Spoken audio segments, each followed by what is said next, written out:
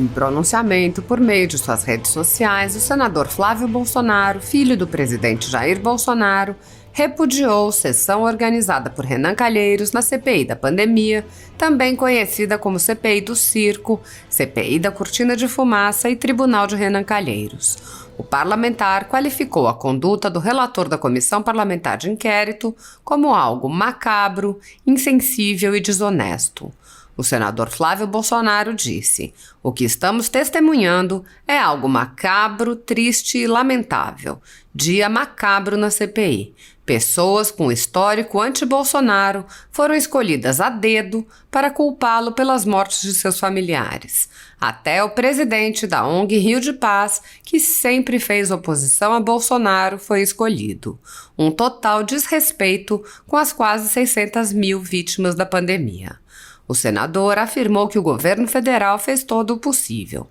Isso é um desrespeito com as vítimas da pandemia. Bolsonaro fez e continuará fazendo o que está ao seu alcance. Foram mais de 621 bilhões investidos no combate à pandemia. O presidente fez os cortes necessários, diminuiu as despesas, aumentou a arrecadação sem aumentar impostos, amparou quem mais precisa nesse momento de pandemia. Flávio Bolsonaro apontou: "São milhões de brasileiros vacinados, milhões distribuídos em auxílio emergencial.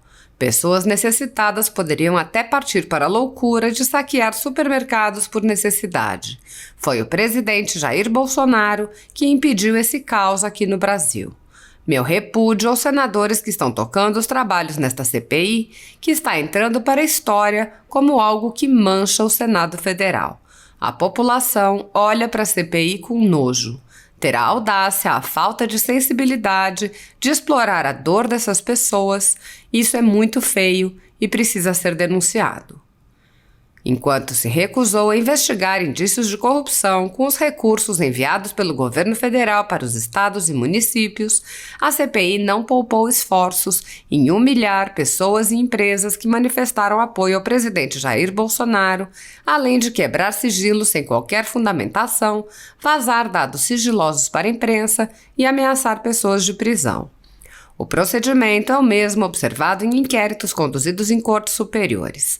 Matérias da velha imprensa atribuem um rótulo ou marca a um grupo de pessoas e isso é tido como suficiente para quebras de sigilo, interrogatórios, buscas e apreensões, prisões e confiscos. Após promover uma devassa nas pessoas e empresas, no que é conhecido como Fishing Expedition, os dados são vazados para a velha imprensa, que então promove um assassinato de reputações que dá causa a novas medidas abusivas. Conforme vários senadores já notaram, os procedimentos são comumente dirigidos aos veículos de imprensa independentes, em evidente tentativa de eliminar a concorrência, controlar a informação e manipular a população brasileira. Em um inquérito administrativo no Tribunal Superior Eleitoral, seguindo esse tipo de procedimento, o ministro Luiz Felipe Salomão ordenou o confisco da renda de diversas pessoas, sites e canais conservadores, inclusive a Folha Política. A decisão recebeu elogios do ministro Luiz Roberto Barroso, do STF, presidente do TSE. A decisão não discrimina os conteúdos e atinge a totalidade da renda dos sites, com o objetivo de levar ao fechamento das empresas por impossibilidade de gerar renda. Se você apoia o trabalho da Folha Política e pode ajudar a impedir o fechamento do jornal, doe qualquer valor através do Pix, utilizando o QR Code que está visível na tela ou o código ajude@folhapolitica.org. Caso não utilize Pix, há a opção de transferência bancária para a conta da empresa Raposo Fernandes, disponível na descrição deste vídeo e no comentário fixado no topo. Há quase 10 anos, a Folha Política vem mostrando os fatos da política brasileira e dando voz a pessoas que o cartel midiático quer calar. Pix ajude@folhapolitica.org. Assista. Eu vi um senador hoje no intuito de participar da audiência pública da CPI para ouvir alguns familiares vítimas da Covid. O que estamos testemunhando é algo macabro, triste e lamentável. Pessoas foram escolhidas a dedo para virem à CPI e falarem mal do presidente Bolsonaro. Pessoas com histórico de militância contra Bolsonaro vieram para cá, para a CPI hoje, com o compromisso de responsabilizar Bolsonaro pelas mortes dos seus familiares por causa da Covid, não por causa do Bolsonaro. Isso é um desrespeito com as quase 600 mil vítimas desse vírus aqui no Brasil. Bolsonaro fez e continuará fazendo o que está ao seu alcance. Já foram mais de 621 bilhões de reais investidos no combate à pandemia. Isso só foi possível porque o governo Bolsonaro fez o dever de casa. Fez os cortes necessários, diminuiu as despesas, aumentou a arrecadação sem aumentar impostos, para permitir que nós tivéssemos condições de amparar aqueles que mais precisam nesse momento de pandemia. Todas as vacinas que foram aplicadas no Brasil, sem exceção, foram viabilizadas pelo presidente Bolsonaro. Já foram mais de 310 milhões de doses distribuídas aos estados. Já são mais de 260 milhões de brasileiros vacinados com até a segunda dose. Ou seja, 65% da nossa população adulta brasileira já foi completamente imunizada. E o auxílio emergencial. O presidente Bolsonaro investiu mais de 345 bilhões de reais no auxílio emergencial para evitar que quase 68 milhões de brasileiros passassem fome durante a pandemia, porque perderam seus empregos ou porque eram informais, né? E com essa turma do fica em casa, economia a gente vê depois, a gente sabe que essas pessoas iam passar necessidades. Podiam até partir para a loucura de saquear supermercado por necessidade. Foi o presidente Bolsonaro que impediu esse caos aqui no Brasil. Foi o programa do governo Bolsonaro, chamado BEM, que é o de benefício para a preservação dos empregos, que permitiu mais de 13 milhões de acordos entre empresas e empregados. Olha quantos empregos não foram salvos por causa disso. E diretamente já foram gerados do governo Bolsonaro 3 milhões de novas vagas de emprego em plena pandemia. Como é que alguém pode querer responsabilizar Bolsonaro pela morte e pelo Covid? Não façam isso. Então aqui o meu repúdio aos senadores que estão tocando os trabalhos da CPI. A CPI está entrando para a história como algo que mancha a imagem do Senado Federal e algo que certamente grande parte da população olha para cá agora com nojo, porque ter a audácia, ter a falta de sensibilidade de explorar a dor dessas pessoas que estão aí hoje depondo, com o compromisso de que elas falassem mal do governo Bolsonaro, isso é muito feio e precisa ser denunciado, como eu estou fazendo aqui agora. Então, mais uma vez, o meu sentimento a todos os familiares vítimas da Covid. E, se Deus quiser, essa CPI vai encerrar logo, porque está fazendo muito mal ao Brasil. A CPI não colaborou para colocar uma dose de vacina nos braços dos brasileiros. A CPI não salvou ninguém. A CPI não deu R$1 para você que está passando fome, porque quem te ajudou foi o presidente Bolsonaro, não foi a CPI. Então aqui o meu repúdio ao que está acontecendo no dia de hoje, aqui na CPI, no Senado Federal. O relator colocou no relatório aquilo que não investigou.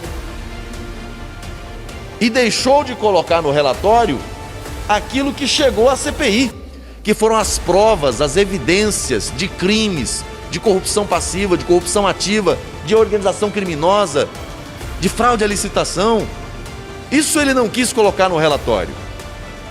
Eu pergunto, há indiciamento de governadores envolvidos em falcatruas? Não, não há. Houve o indiciamento do quadrilhão do consórcio Nordeste? Não, não houve.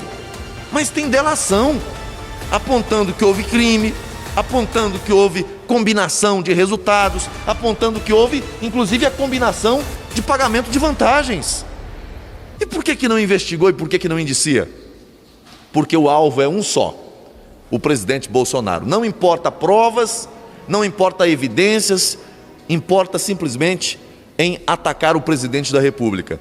A CPI perde uma grande oportunidade de oferecer ao Brasil uma investigação séria, serena. Sabe, quem está relatando um processo como esse, ele precisa ter serenidade. E ao apresentar o relatório final, inclusive um pouco de frieza, para poder separar as emoções, separar o jogo de vaidade, para apontar a caneta para aquilo que realmente é importante. Não fazer da CPI um palco de vingança e não fazer da CPI um instrumento para fazer discursos sobre caixões e sofrimento das pessoas. Isso é lamentável, espero que com esse tempo a mais possa se refletir e ao final apresentar um relatório que esteja dentro daquilo que é o papel da CPI.